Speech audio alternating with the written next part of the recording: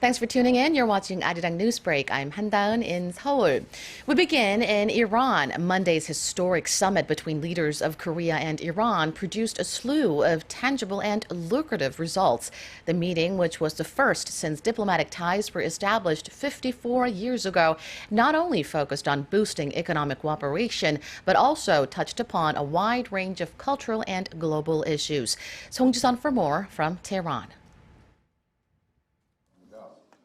Seoul and Tehran set the framework for the future in their first summit after 5 decades.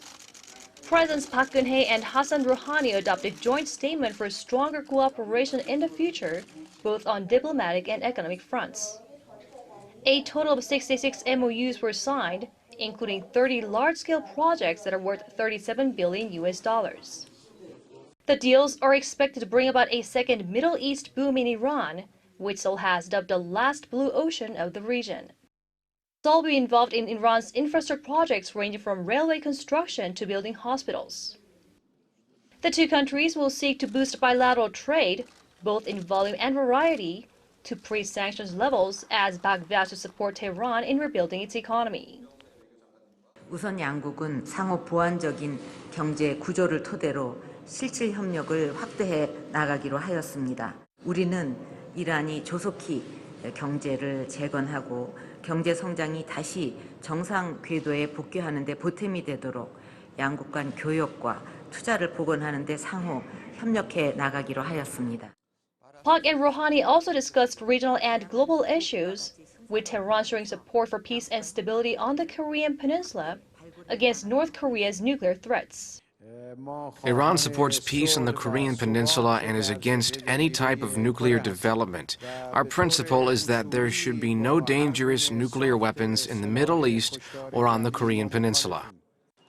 While also setting the record as the first non-Muslim female leader to visit Iran, President Park also sat down with Iran's supreme leader Ayatollah Ali Khamenei, marking another leap in the two countries' diplomatic relations.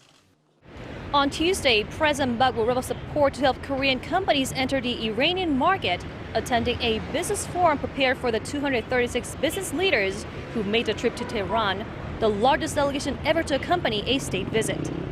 Song Ji-sun, ARIRANG News, Tehran. Some relief for passengers currently stranded at Jeju International Airport. Although strong wind advisories are still in place around the island, most flights have resumed operations. Seoul-based Yonhap news agency says flight schedules have now normalized and passengers are lined up ready to board flights home. It'll take some time for the thousands of stranded people to depart the airport, but the weather conditions are expected to permit continual departures and landings from this point on. Strong winds and heavy downpours slammed Korea's southern island of Jeju overnight, disrupting flight services and leaving about 14,000 travelers stranded at the airport. Korea's ruling Saenuri Party plans to elect its new floor leader this afternoon. The position is vacant after Won Yu-chol stood aside, hoping to select a new leader that can reform the party, which showed poor showings in last month's general election. Some political heavyweights have thrown their hats in the ring. Na Kyung-won, Yoo Gi-jun, and Chung Jin-seok, all four-term lawmakers, will be fighting it out for the post. All have vowed to revamp the party and establish better ties with the opposition parties. The main opposition Minju Party of Korea will discuss when to hold its party convention this afternoon. Interim leader Kim Jong-in is expected to lead the Liberal Party until the party convention selects its new chairman. Party members are divided between holding it in June or July or waiting until the end of the year. Also today, the minor opposition People's Party is beginning a series of 20 seminar sessions for its first-term lawmaker-elects. The sessions will cover diverse topics from economy, welfare to security and aim to ensure they're able to fulfill their legislative duties to the best of their abilities.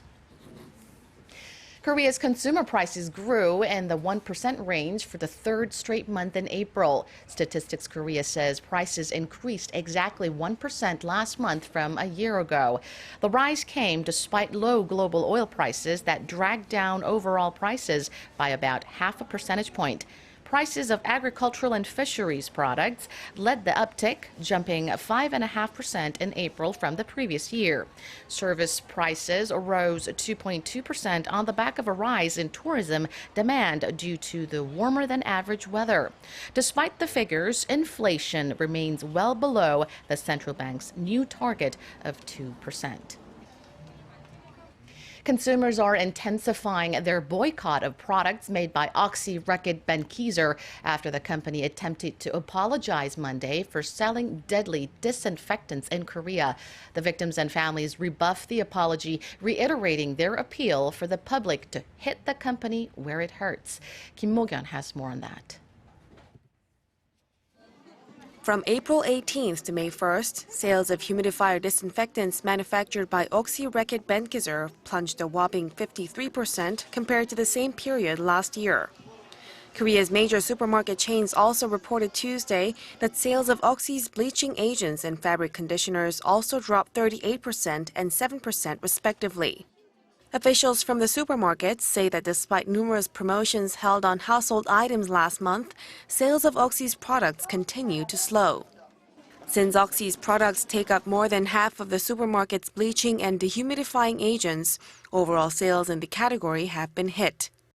The mass boycott of Oxy Reckitt Benkiser's products is rapidly expanding through social media. In 2011, the British-based company's household humidifier disinfectant was found to contain chemicals linked to hundreds of deaths and serious injuries in Korea. On Monday, the head of Reckitt Benkiser Korea and Japan, Atta Safdar, delivered a formal public apology and offered to pay out more than $4 million in compensation. The victims and their families refused to accept the apology, calling it an attempt to avoid further investigations and end the boycott. Kim Mo-kyun, ARIRANG News. That's all for now. Catch up more of the day's headlines with Mark Broom at noon.